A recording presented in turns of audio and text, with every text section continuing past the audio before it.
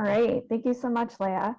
Good afternoon, and thank you to the Institute for Security and Technology for inviting me to moderate this panel today. It's an honor to share the stage with our panelists who have diverse experiences and backgrounds that can help to shape our understanding of the future of warfare, especially in the digital age. I'm especially interested in this topic as someone who participated in the last two conflicts over the last 2 decades as an intelligence officer, both in the military and as a civilian analyst. More specifically, in that capacity, I deployed several times and worked with special operations forces in a counterterrorism mission. After leaving government, I entered the cybersecurity industry, which led to my desire to research cybersecurity policy and to my current role as the executive director of the cyber project at the Harvard Kennedy School's Belfer Center. So I sit at an interesting intersection as we move from CT to the future of warfare, on the digital and the physical battlefield. And I'm looking forward to diving in. But first, some logistics.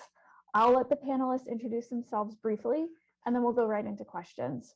Panelists, please feel free to jump in with comments and any follow-on remarks if you'd like to add something. Let's make this as conversational as possible. And for the audience, if you have any questions, as you know, please submit them through your platform and the conference organizers will pass them to me. All right, let's hear from our panelists. First, we have retired Lieutenant General Charles Cleveland.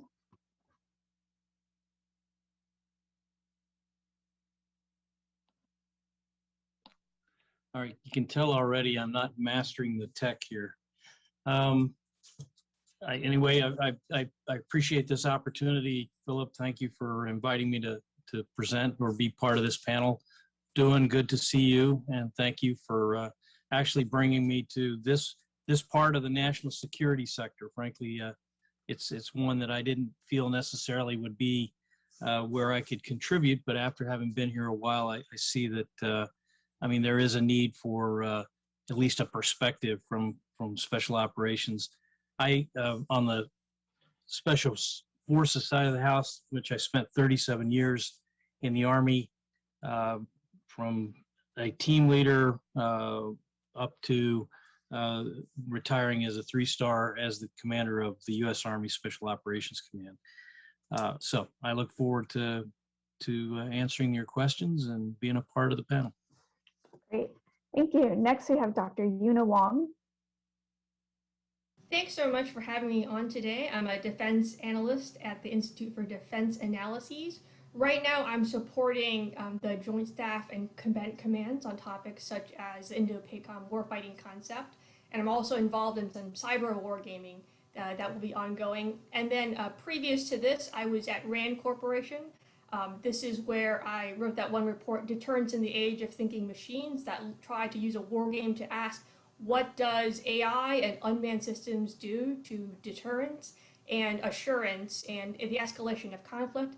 And I was also led the design for Hegemony, which is the war game the Pentagon sponsored to support the 2018 National U.S. Defense Strategy, and has since become RAND's first commercially available board game. Great, thank you. Next, we have Renée DiResta. Hi, I'm the research manager at Stanford Internet Observatory. We study pathological information systems and abuse of current information technologies.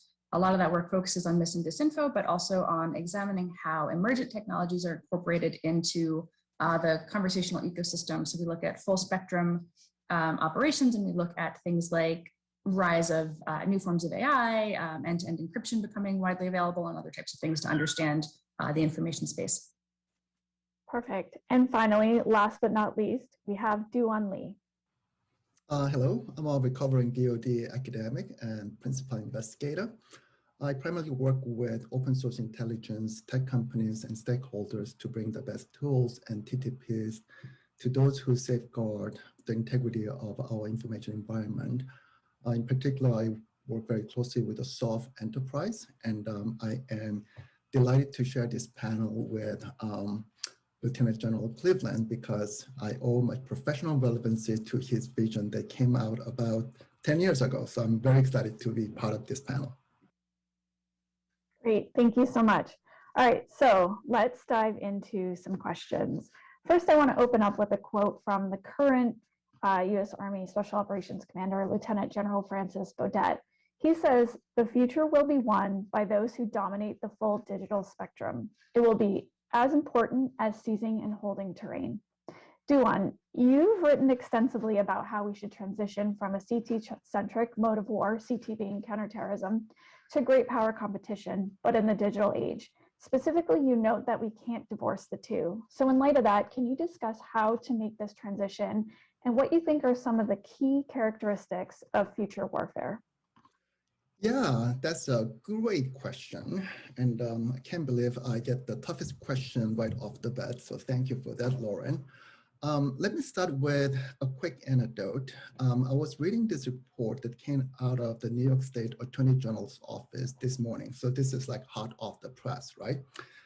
And this report is about, the FCC's rulemaking about net neutrality that took place in 2017. The FCC had a long period to receive comments from the public, right? And naturally, they received about 22 million comments that allegedly they incorporated to inform their rulemaking, right? And this report indicates that about 18 million of them were fake, right? So this is a great forensic report, right? So essentially, a group of private entities and what I call disinformation as a service contractors spent about $4.2 million to essentially hijack this public hearing process, right? And essentially it completely undermined the public policy process of the FCC, and the ruling came out quite skewed, right? It's a very interesting episode to consider because going back to your notion of counterterrorism, I'd actually challenge anyone how we go about killing and capturing this kind of incidents, right? Where do we put our SMUs to curtail this kind of threats to national security?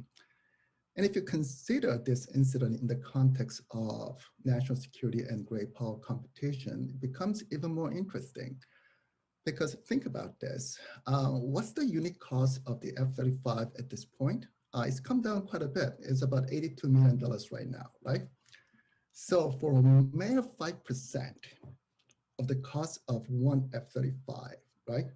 A small number of transnational actors were able to completely circumvent a public policy process that has large consequences on how we regulate information shared on the internet, right? So I do think there is several scale issues that we're not looking at, right? And this is essentially really striking because it was a small number of political operatives that were able to essentially change a major ruling on what happens in the internet right now, right? So to me, it was highly successful. It was incredibly cost effective, right? And to me, this is where we're not paying enough attention to, right? So because we have large numbers of national security professionals in this panel, let me ask you this question. So what are the key domains where this great power competition is taking place, right? Think about this: land, air, sea, space, cyber, information, and perhaps human, right? So those are the key domains we care about, right? And, we're doing okay. We spend about $800 billion a year to secure these domains, right? We're doing okay with air. We're doing okay with land. We're doing okay with sea. We're doing okay with space, right? Now ask yourself, where do we face national security threats most frequently? Which domains essentially represent the most cost imposition on our end? I'll offer that that's essentially the cyber and information domains, right? And I would ask anyone, if you look at the appendix of the National Defense Authorization Act, you can actually look at line items in terms of how we're spending $800 billion a year, right? And I guarantee you it is so disproportionately skewed in favor of those traditional domains of great power competition. And I would offer that perhaps that's why we are yielding so much in the cyber and information domains. And there's essentially three reasons why, and I'll go through them really quick. One is scale. Think about how many posts we get on Facebook in every 60 seconds, right? about 150,000 and just as many pictures in every 60 seconds. For Twitter, it's about 150 new accounts in every 60 seconds, and so on and so forth, right? And when I was in graduate school, I learned how to do matrix algebra with a pen and a piece of paper, right? So I can cover math quite well, but there is no way you can hand jam this volume of information and try to ascertain what is malign, what is organic, and perhaps what is both, right? So the scale has outpaced our traditional intelligence collection and analysis procedures at this point. So this has created, what one of my friends call strategic latency, right? So this is something that we really have to, close the gap on really, really fast. The other characteristic is what I call asymmetry. And that is, what are some of the typically popular social media or news platforms out there? Twitter, Facebook, Instagram, YouTube, and etc. Right? But don't forget, we also have VK, Sina Weibo, right? WeChat, QQ, and a whole slew of other social media platforms out there controlled by authoritarian regimes, right? Now, the same authoritarian regime can access all of our social media platforms. Can we access theirs? No, I think this is a very drastic strategic asymmetry that we haven't really tried to address, right? And the last characteristic is what I call the predominance of information warfare, which I alluded to earlier, right? Yes, we get airspace intrusions around the Baltics from time to time. We get naval intrusions from the PLA and around Taiwan from time to time. Yes, we have this crisis going on in the South China Sea, right? Do we have enough capabilities to establish a credible deterrence on those domains? Absolutely, right? How often do we face national security threats in the cyber and the information domains? Every day, every hour, every minute, if not every second, right? And I think this is why I think we have to sort of rethink about how we recalibrate all the great capabilities we built in the past 20 years, right? And this is going to be the most important question to the solve enterprise at this point. Thank you for that. I really loved how you framed that, where we're spending so much money and resources in those other domains where we're doing quite well, but where we're getting hit the most, we're probably under-resourced. And so that I think really helps to for the audience to frame that. So thank you. This next question goes to General Cleveland. You've been one of the most recognized and aggressive pioneers of special operations for 3 decades. You've faced both state and non-state adversaries as a general officer. And one would argue that you're the one who recreated unconventional warfare competency in the force. I pulled this quote from a recent article. SOCOM has shortfalls in non-kinetic effects, such as information operations, electronic warfare, and cyber, and that we're looking for projects that have those kinds of capabilities. And this came out, especially right after the SOFIC conference last week. So my question to you, and especially after, Doowan's remarks, do we have the right special operations forces to compete against peer competitors? And if not, what are some of those capabilities that you think we need? Yeah, thank you, Lauren. The short answer is no. I mean, I think, and there are several large problems, I think, that stand in the way of us developing the kinds of force that we actually need. Some of it is inherent in the way our national security structure actually views what the defense requirements are. And I listened a little bit to Ms. Flournoy. I just listened to Doowan in his presentation. And what strikes me is that we know a lot about our deficiencies and our problems. And we have innovators that are out there trying to fix some of these problems. But there is this, failure to adapt, failure to adopt sort of problem that Ms. Flournoy was talking about. But I think part of that failure is also in that we're really structured to fail.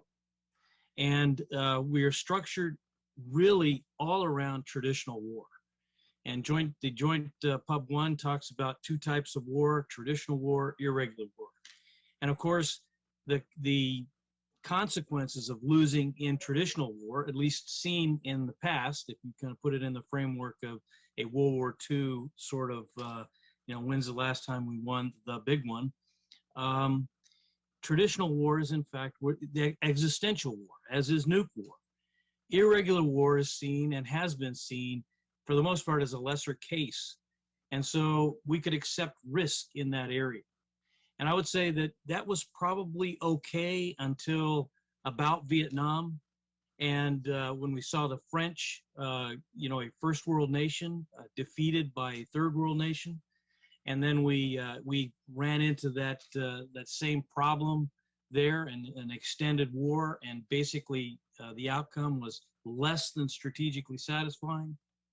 We've, since Vietnam, continued to apply this mindset of irregular war, and the problems that we see there are just a lesser case of traditional war. And I think that increasingly that has become problematic, and it's cost us. Risk and cost imposition has decidedly been on the side of our adversaries. And so the answer is no, and I think we're structured improperly. The things that Doowan talks about, the technologies, part of the reason why they're hard to embed in the structure that's out there is there's no tree in which to hang this ornament on, right? And it's because the tree is built around fighting a conventional war for the most part. I think in the future, frankly, irregular war, and lots been written on this, that is where our enemies and our adversaries are going to compete, I think, increasingly violently and lethally against us in this space. They're going to be using all kinds of tech to support those operations, and if they can secure their ends by using just deception technology, they'll do that, cyber and so forth. They're imposing cost on us through cyber, and and we're vulnerable in that arena. No doubt about it. They have a structure that's designed to, as was said earlier, it's easier in an authoritarian state to harness those elements of national power and focus against their adversary, namely the United States. So increasingly, we're going to have to get better at defending against these irregular warfare threats. And I will tell you that increasingly, as we lose our advantage, our technological advantage to our adversaries, in particular China, we're going to have to increasingly call on an increasingly sophisticated capability to conduct irregular warfare on our own behalf. And I think that's where the competition is going to take place. The problem is, even on the soft side, we're not organized around that problem. SOF has got two halves to it. One is a commando half that fits very nicely with traditional war. The other half is this special warfare apparatus that is focused on using indigenous mass, indigenous intelligence, indigenous fires, indigenous cyber, so that we can gain and secure our end through friends and allies and partners. And we don't invest in that side nearly as much as we invest in our ability to conduct CT, direct action, those sorts of things in the SOCOM enterprise. And of course, that fits nicely with the larger defense enterprise. So this irregular warfare capability, this special warfare capability, if you will, psychological operations, information operations, to some degree, a small part of civil defense or civil military relations, or building civil governance, if you will, in foreign countries, the civil affairs side of the house, and certainly in the special forces side of the house where I spent my career, it really has been orphaned.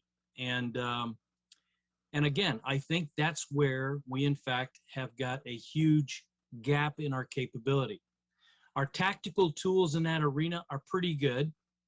They're not enough. They're not configured perhaps in the right way, but our operational level, that thing that is at the campaign level, which is normally 2, 3, 4-star headquarters, we have none. All of those headquarters that currently exist are designed for one type of war. They're designed for traditional war. right? And so that's where the Christmas tree, fails to materialize. So as you start looking, and there's tremendous potential out there for commercial opportunities if we built a structure that was designed to operate better in the gray zone at the operational level and then at the strategic level. And at the strategic level, we have a challenge because if you think about it, those that ascend to that position at the strategic level to inform policymakers and to help develop the strategy for the nation are men and women that are largely coming up through the traditional war system, educated professionally by a traditional war military education system. And then they're not only that, then they're informed by their experience the last 20 years using traditional war means in essentially an irregular war problem set and yielding unsatisfying results, but that is still their experience. And that is the cadre that the politicians and our policymakers call on to provide them best military advice on what operations they should consider. So we're structured really, in my view, poorly, and we're structured to fail. So what's the prescription, in my view, is basically you got to fill that gap. And we have got to set about building an irregular warfare capability, or what I would like to call, because it is much more than just DoD. In fact, DoD plays a lesser central role depending on the problem set, as perhaps development does, or diplomacy, or even intelligence. But what I would call American competitive statecraft. And it's a la, George Kennan called it political warfare.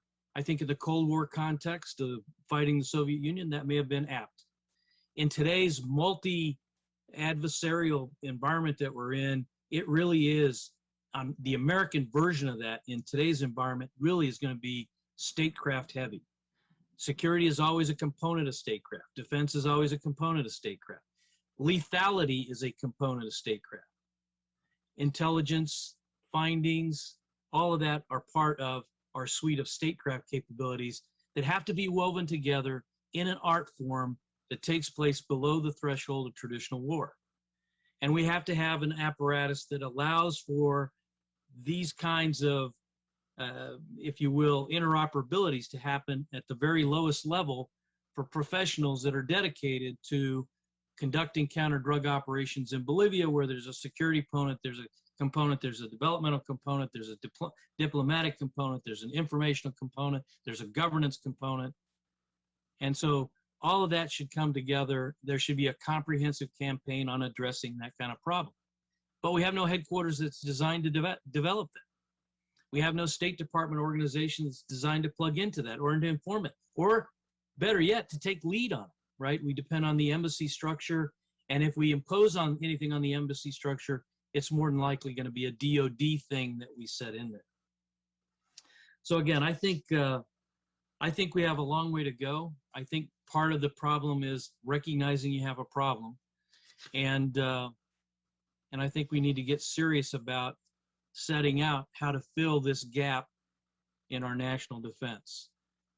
If we do that, I think that there'll be tremendous opportunities then for everything from how we do better deception, how we use it on our own to protect our own interests, and then also, normally if you have an offensive capability, what comes with that is the defensive capability that you develop alongside it.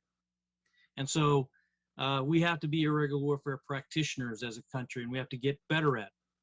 And so I think that's necessary.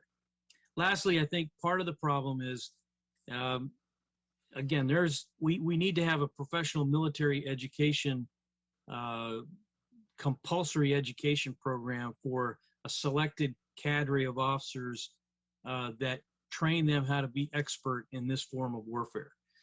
By and large, you get it. I went to the Army Command and General Staff College, the Army War College, great institutions. You leave those institutions with your horizon broadened. In that function, they do well. But they didn't do anything really to prepare me for what came next in my career at the major level when I went to Bosnia, working to try to heal, the rift between the Serbs and the Croats and the Bosniaks. And then I went to the War College, and it really prepared me well, I think, for understanding the larger Army systems and how it plugs into the joint force. But then when we went to war and we went to Iraq, and I found myself operating with 65,000 Kurds, basically and then after the aftermath that came from it, well, there's no book on that. And that was very much an irregular warfare campaign. So I think there needs to be that compulsory education piece too. And then to support all of that, you have to do some research and study to build the right kind of curriculum that you're going to teach. So anyway, that's a kind of a broad sweep through what I think we probably need to do and what I think is wrong. So anyway, thank you for asking. Thanks, sir. Obviously a lot to unpack there, and hopefully we'll get to, some of those points. As someone who, has sort of participated in that, frustrating to hear because, I think the tactical nature of special operations, gotten quite good at it over, the years and conflict. But now, as both of you said, we're playing catch up, right? So it seems to me we need to have, some element of nimbleness, in our frameworks to address this. And, is it total restructuring, or is it, a new command? Is it new doctrine? And I think any number of those would take a long time, and a lot of political will to get there. Sorry, you're on mute, sir. Can you hear me now? All right. We've tried three things in response to this problem in the past, and I've lived through two of the three.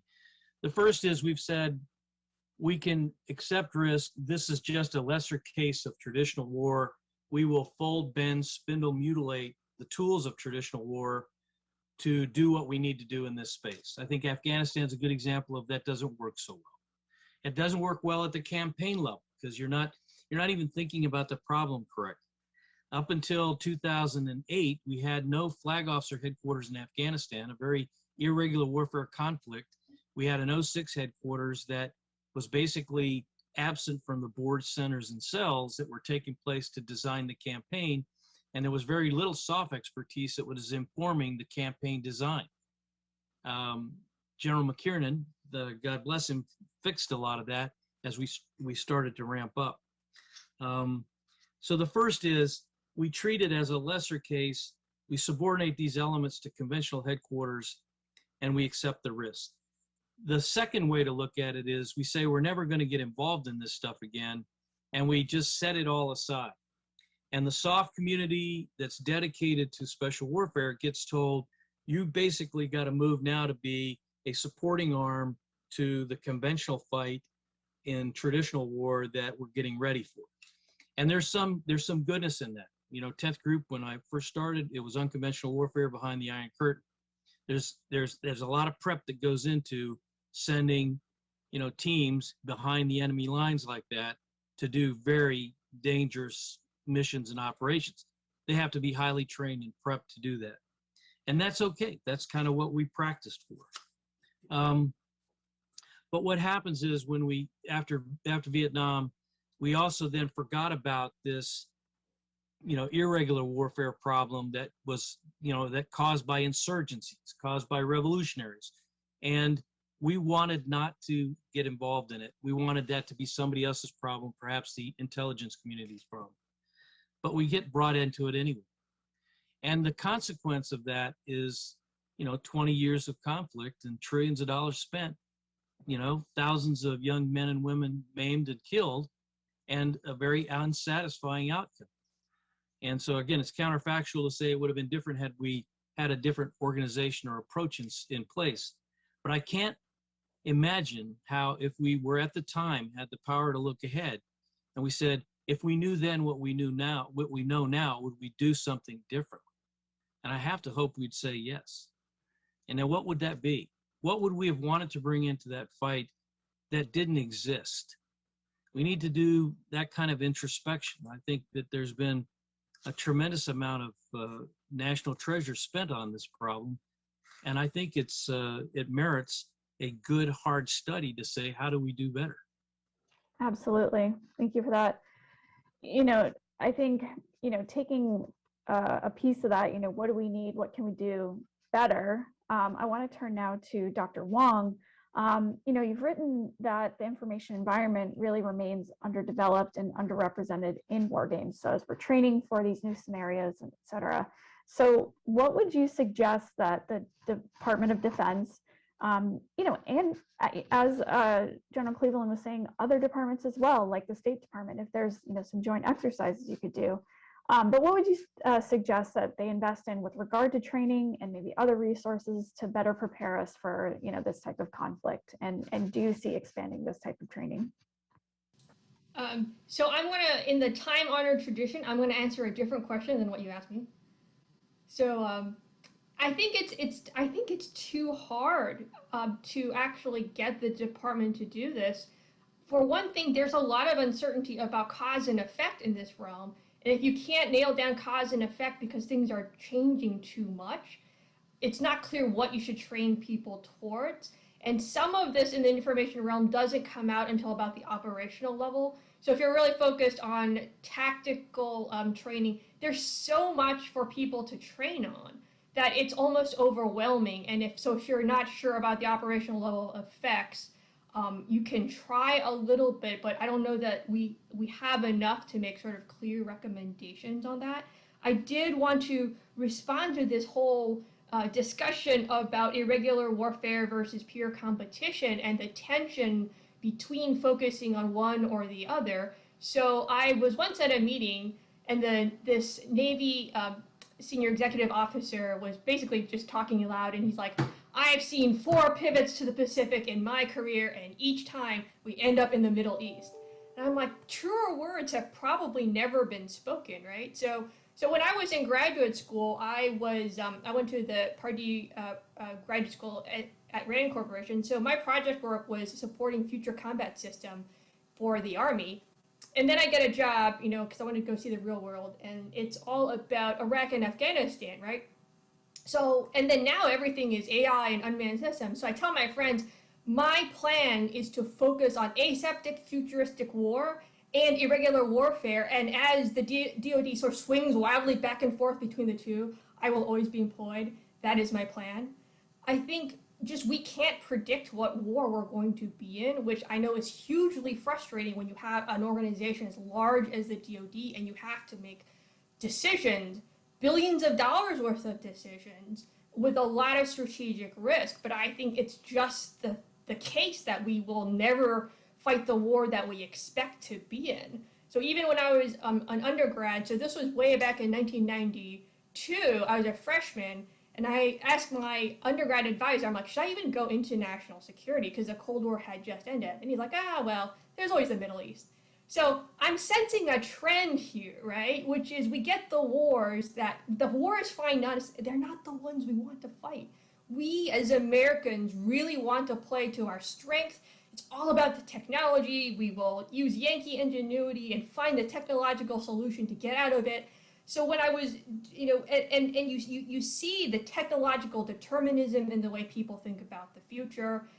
When I was doing that one war game that I wrote about in Deterrence in the Age of Thinking Machines, the player for China decided that this future China that he had decided he was going to modernize, but he had legacy systems. So when the United States did a cyber attack against one of his carriers, the person playing China said, well, there's no effect because it's like a really old carrier and there's nothing for you to attack.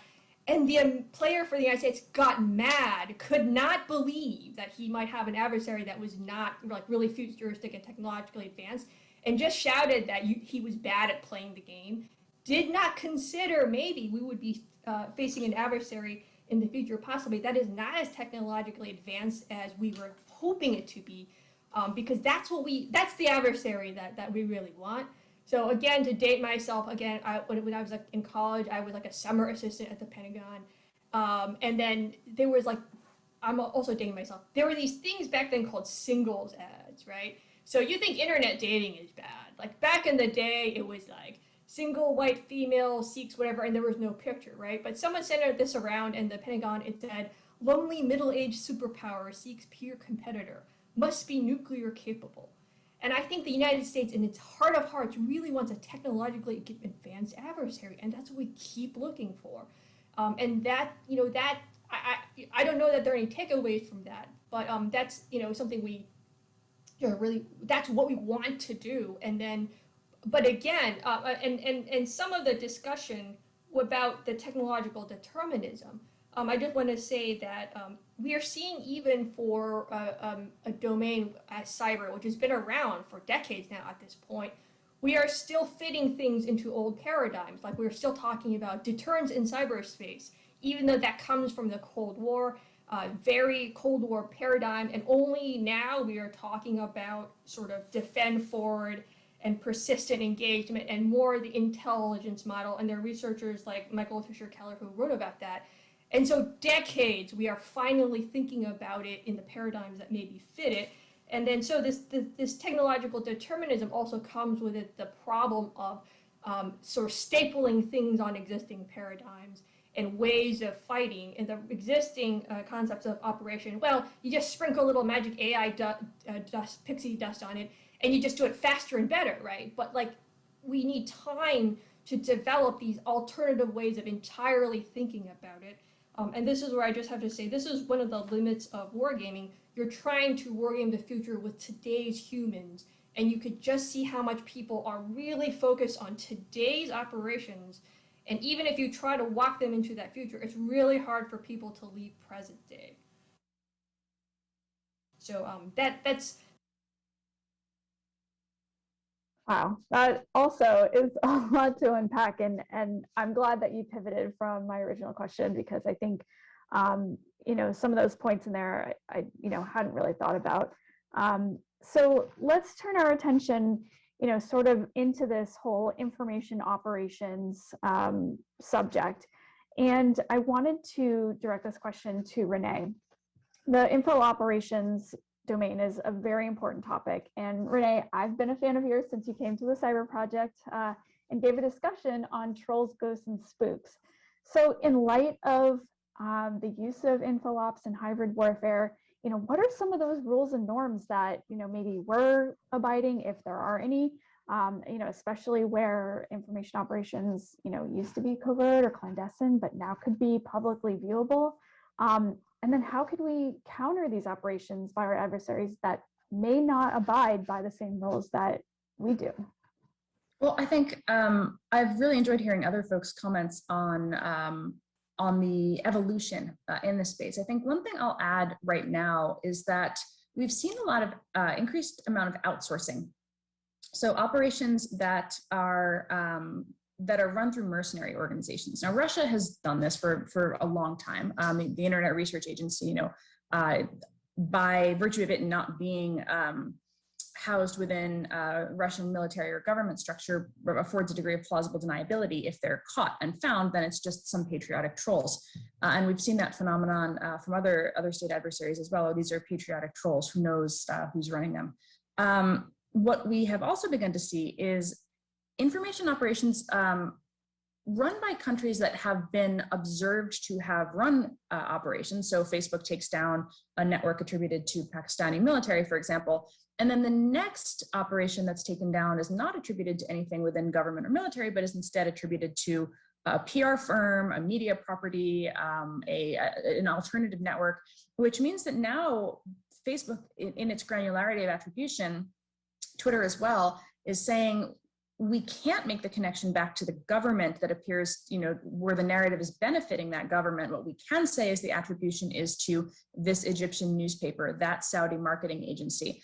And so that is an interesting dynamic as well, because then you have this question of finding some sort of, record of financing or record of requisition. It's not always clear who made the request or who tasked those people with that narrative. This is also very much a global phenomenon now. So we see a lot of these sort of low-grade mercenary-led operations targeting near neighbors. So again, it's just sort of like this war of all against all kind of happening on social media. And the question of what to do about that is a very interesting one. As far as where we should be headed, I think, as others have noted, we don't really have anything really in the way of deterrence. So right now, you lose your accounts. Facebook or Twitter takes your accounts down, and then they respawn, right? Or a new marketing agency spins up and runs the same operation. So we're in a little bit of like a whack-a-mole dynamic, where because there is nothing in the way of consequences in any real sense of the word, there is this repetition, this sort of sense that that adversaries keep coming back and with just slightly different end level attribution. And I think that that's been an interesting dynamic that we've seen now, particularly through 2020. I think our team's been tracking who operations are attributed to, and this outsourcing has really increased quite a bit. So a question for Renée. So what do you, has your research, sometimes people talk about generational differences in education as sort of a preventative measure. Any thoughts on that?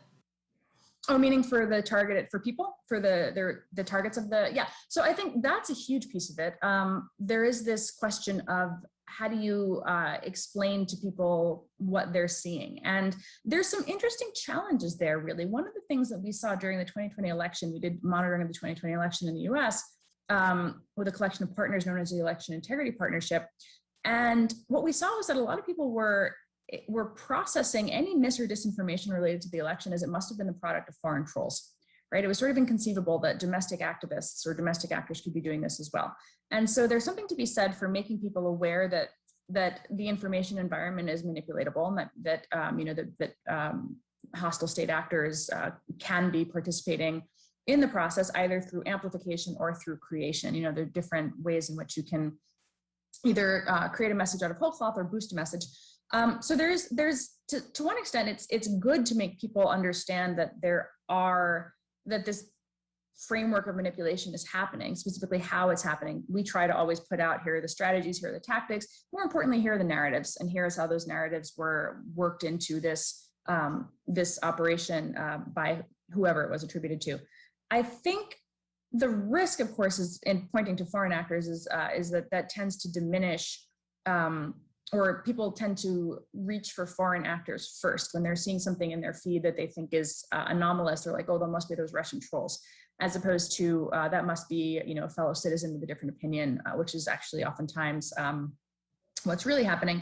So it's raising awareness, but also contextualizing a relative prevalence of foreign actual state-sponsored information operations versus now the fact that the affordances of social media mean that anyone can do this. As Dr. Lee mentioned, I think there is this, it's low cost, and you can rapidly iterate, you can try a lot of things. And so I think it's helping people understand a little bit about not everything that you see online is necessarily as it appears to be, without necessarily then also pushing them down into a framework of thinking that they must be encountering state-sponsored trolls.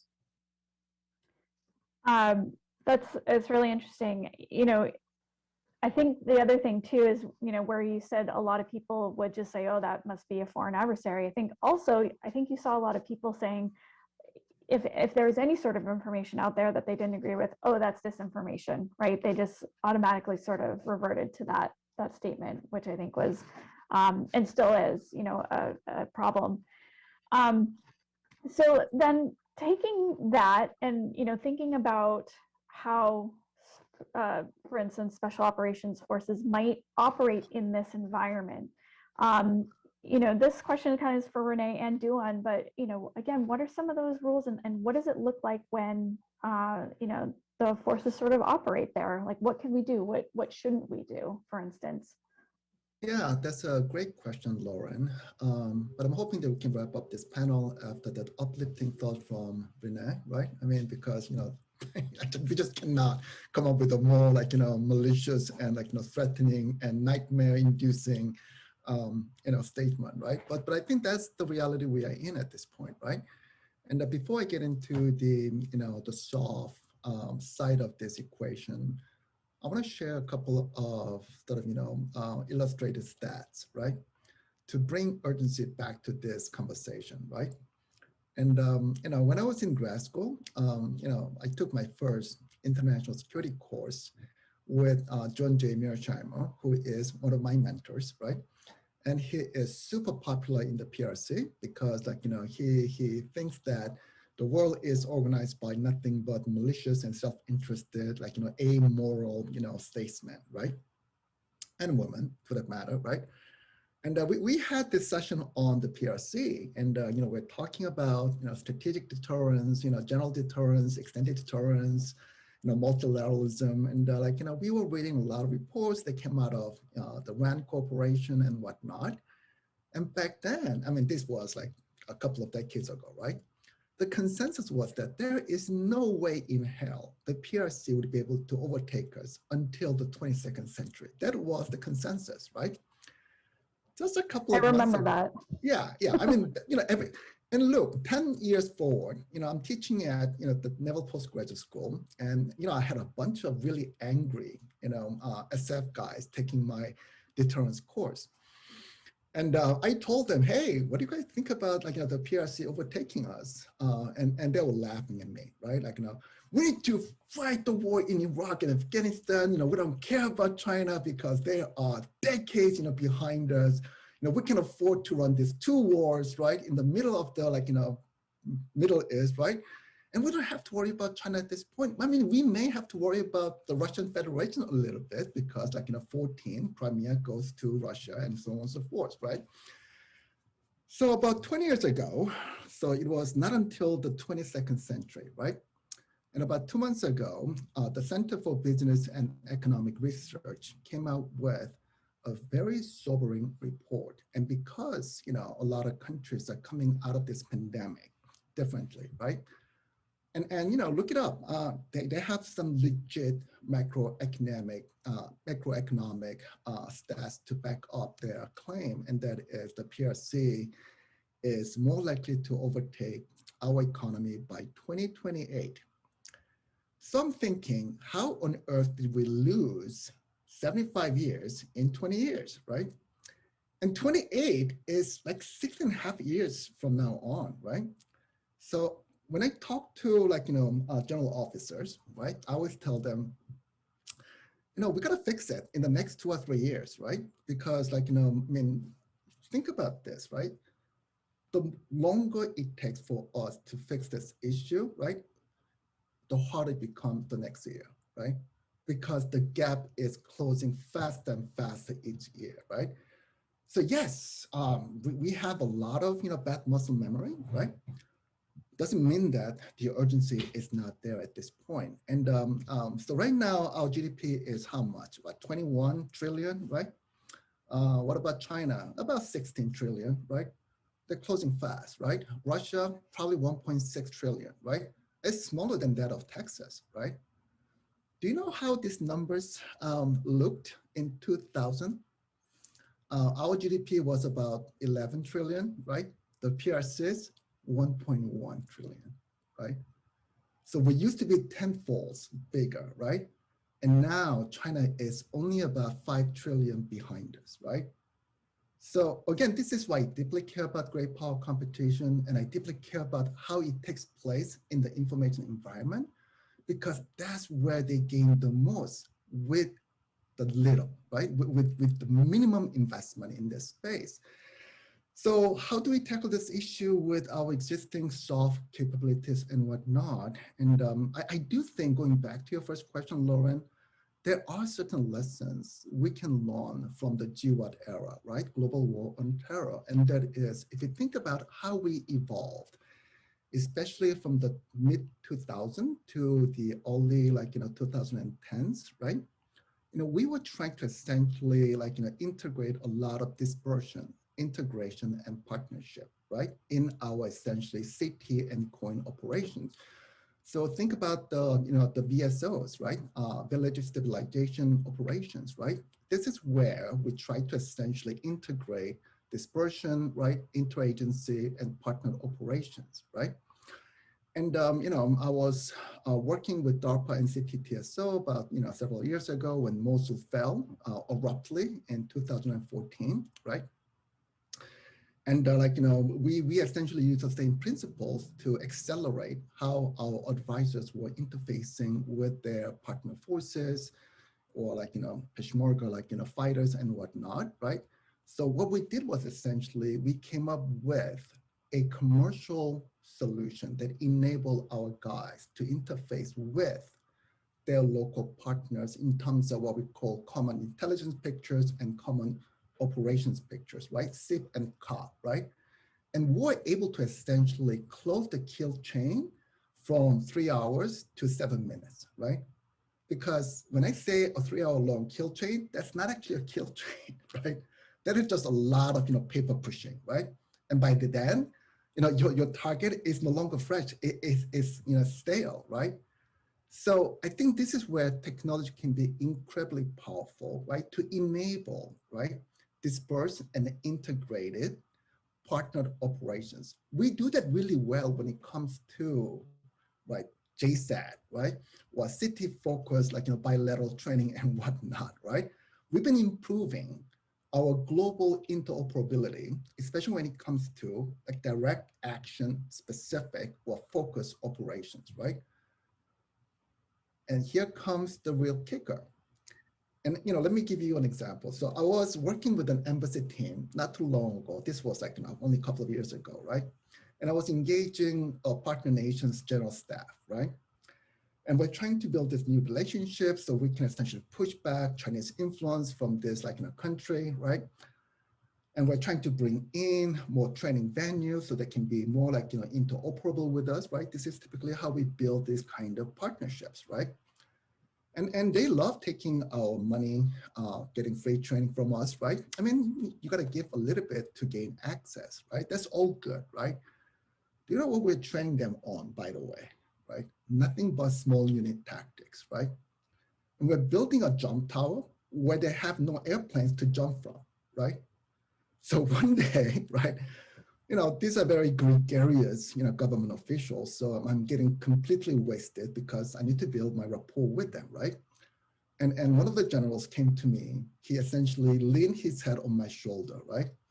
And he confessed, Doowan, this is great, but why can't you help us with cyber and information operations, right? We don't need this small unit tactics. We don't need a jump tower, right? Because every day, the PRC is undermining our sovereignty in the cyber and information operations. Do you know how long it took us to bring a team from our cyber ecosystem to help them with? 6 months. Do you know what they did when they came? They just essentially strengthened their Wi-Fi systems, right? It's a painful lesson, but we have to learn from it, right? So I'm not suggesting that our essentially 18 communications sergeants, right? I'm not suggesting they need to be hackers, right? But just like General Cleveland pointed out earlier, they need to know how to organize this kind of partnered, persistent planning and operations, right? On the front line of this competition, because that way we can keep the fight away from our homeland, right? And this is why, I kind of dubbed this phrase, right? So cyber advise and assist. Look, we gotta show up where they are fighting us, right? Not where we are good at fighting, right? Those two statements are like night and day, right? Because we continue to push what we are good at to our partner nations, right? In a way, we are undermining their national security, right? Because they have smaller budgets than us. So if they're investing in the kind of domains, right, that we are good at, but they're not really need, right? I think that's not how we compete. Oh, I'm glad the audience couldn't see me just then because I was just grimacing the whole time that you're telling that story. I mean, that's just so frustrating. Renée, you know the real story. Yeah. Renée, that I also asked, I wanted to see if you wanted to jump in on that question as well from the beginning. I don't know if you had any extra remarks on that. No, okay. No, I feel like super thorough.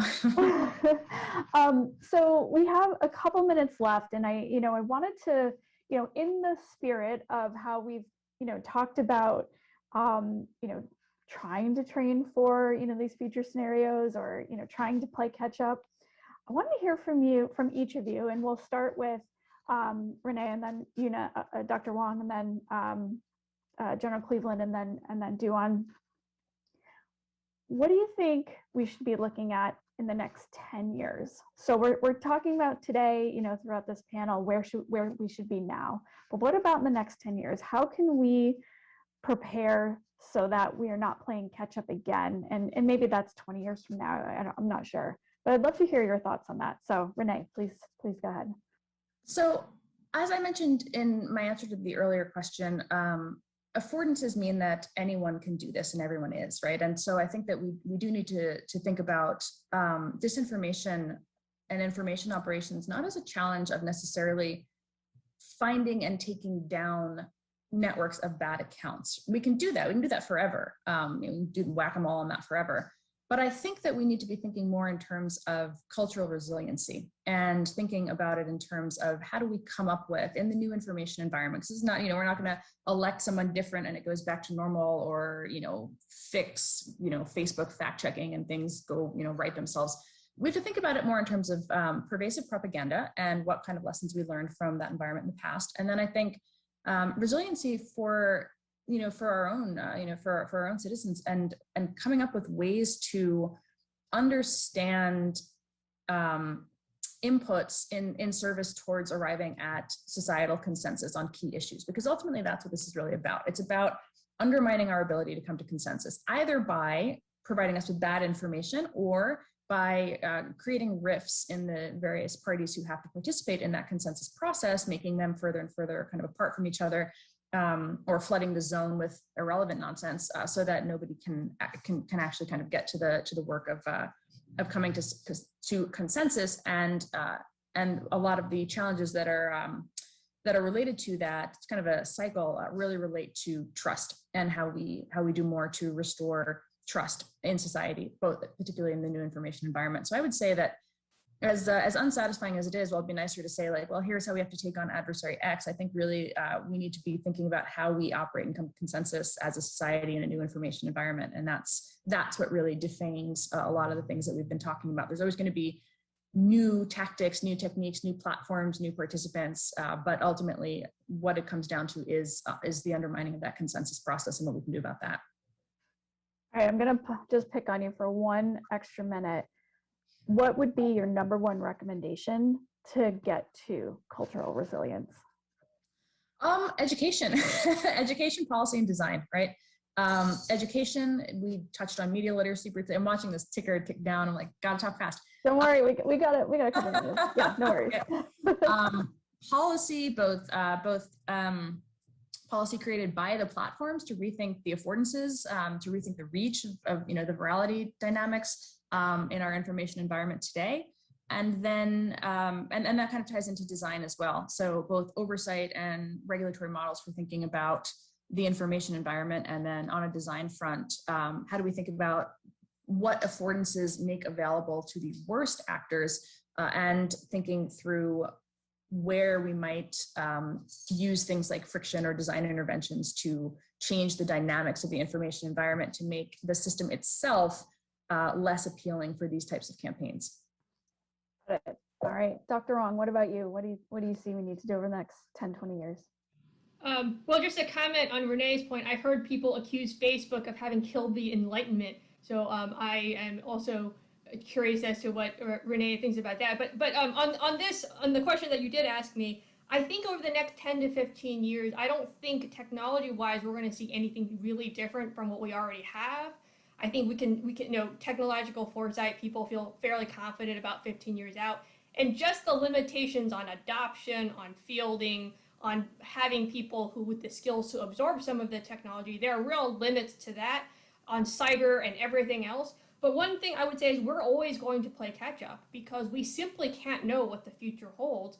We simply can't avoid strategic surprise, and no amount of studies and no amount of smart pedigreed people with lots of credentials are going to prevent that. One thing I would say is we should look at the things that the conventional wisdom tells us is not important.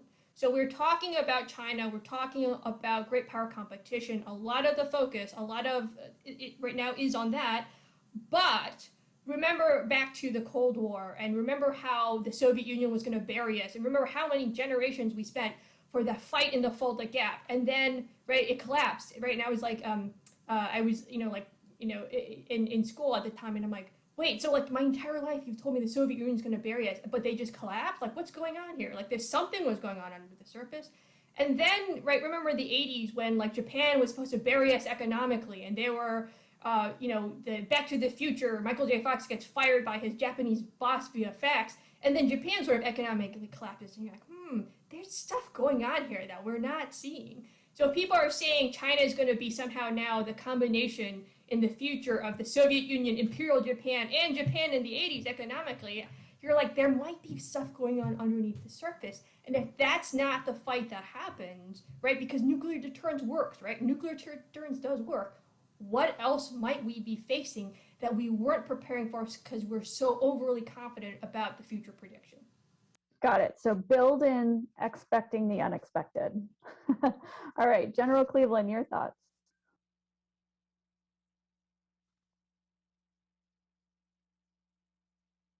You're muted. Sorry. Keep trying. All right, here we go. I thought that was a very interesting comment because I remember a second lieutenant. I graduated from the academy. I go to my basic course, then I go to Special Forces training. And as we were getting ready, this was in 1978 and early part of 79, as I'm getting ready to go to 10th group, the guys going to 7th group are being told, hey, be ready to go to a different group because we're going to, the drawdown is post-Vietnam drawdown, we're going to take another SF group out of the inventory. And of course, three short years later, we are knee-deep in Central America, and we then transition into the war on drugs, and Seventh Group is heavily engaged throughout the theater. We are very short-sighted in our planning is probably the lesson there. I think, the next 10 years, I hope there'll be some realizations, and I'll say three of them. First is that while cyber and all of this is critical, and I think Doowan and what IST is doing with cyber advise and assist is absolutely essential, but it all fits into this approach that we have to have, which is, being partnered with folks that can bring nuance and understanding in a way to problem sets that are inherent to them, right? That we just can't grasp. We have to have a way to understand that. Because at the end of the day, geography matters. It still matters. We have to have friends in bad neighborhoods because, around those countries, they've got people that have put themselves out there that are friendly to us and that see themselves wanting the same sort of freedoms that we have.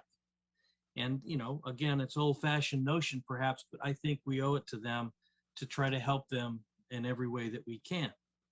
So geography matters, and I think if you add on top of that rare earth minerals and the resources in Africa and a bunch of other things, the places that matter, the oil in the Middle East, I think that, and one of the notions that I think is something that hopefully we realize is that there's a global land commons, just like there's a global, the global pathways and the international airspace. There is actually going to be an international sort of recognition that as this little blue ball gets smaller and smaller and we get more interconnected and travel allows us to mix and mingle and homogenize faster, that in fact, these places that actually are the engines for the economies of the world are essentially global land commons that will have to be protected. So that's the first realization. I think the second one is we have to remember that our adversaries have a huge strategic disadvantage, and we need to be postured to take advantage of that. And cyber and the ability to reach inside of their populations is key to this, and that is because they are deathly afraid of their people. And we have to be able to figure out how to use it to our advantage. Now, that's a pretty complicated calculus, because part of that has got to be who we are as an example to the rest of the world. And I'm not sure what kind of example we're showing right now. But we have to, the will of the American people and the will of the American people to defend the American way, such as there is one that we recognize and appreciate and want to defend, is absolutely essential to our defense. So this whole idea of what's our domestic health, it plays big on the international stage. And 10 years from now, I hope we have come through the fire that we've been through here and come out the other end stronger with respect to our understanding of how precious this place is on this little blue ball and what it represents for the rest of humanity. So that's the second realization. And the third one is, I think that, you know, we're building a military now that has got to be elite in all aspects. We don't have enough money. You know, the days of Willie and Joe, right? The old cartoons from World War II, those days are gone. And this rivalry between who's elite, who's not elite has got to go away as well. That tanker has got to be every bit as elite at being a tanker as a Green Beret is about being a Green Beret. And what we need to do is quit thinking that we can take the tanker off his tank and make him a Green Beret. Just like we can't take the Green Beret and make him a tanker. Now, my Green Berets would tell me, hey, sir, we can read a manual and we can do anything, right? You know what, my warrant used to say, hey, sir, give me the right manual and I can fly a helicopter.